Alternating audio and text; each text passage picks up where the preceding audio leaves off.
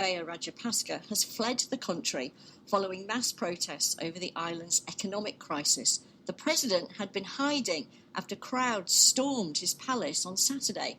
His brother, former finance minister Basil Rajapaksa, has also left the crisis-hit country, sources have told the BBC. Protesters had demanded the president and his prime minister go or face much bigger demonstrations.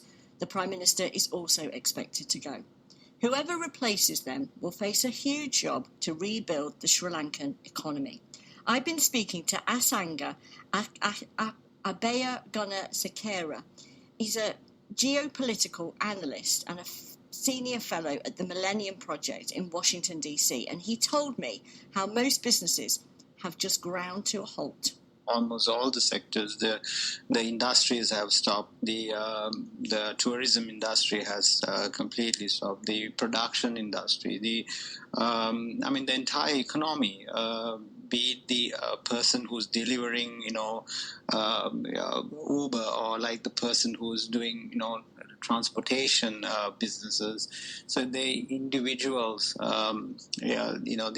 so those businesses are all affected, and the most vulnerable are the ones who are with the daily wages, who are trying to sort of, make a living, and that's a large percentage of the Sri Lankan economy.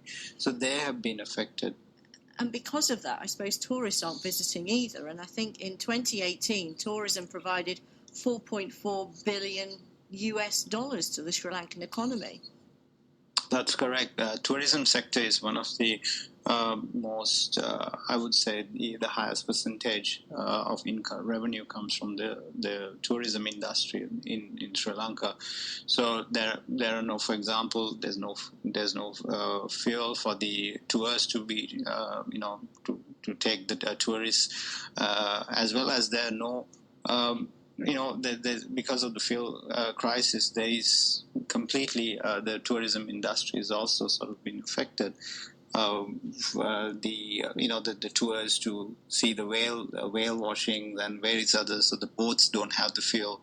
The fisheries industry has been affected, so because there's no fuel for the boats. And so it has impacted seriously, and the drop of the tourism industry from 2019 after the Easter Sunday bombing. Though you can see the drop of the tourism industry. So from 19, then the pandemic, and then the Ukraine war. So you have all three factors, as well as the fuel crisis affecting the country. And if you look at the inflation figures for Sri Lanka, they're the second highest in the world. That's not going to be any good for tourists either, is it?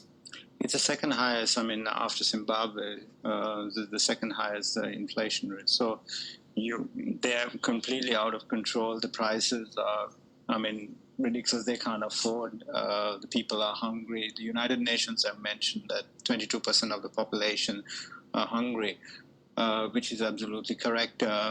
I think it's more than 22% because if you look at the ones who are living from the daily wages can't afford the inflated prices. The milk powder is about 3-4 times more than the price that was there. So they can't afford the gas for cooking. So the basic essentials, the general public can't afford. The frustration and the anger. Do you think that rebuilding the tourism sector is going to be the thing that starts to help Sri Lanka emerge from this?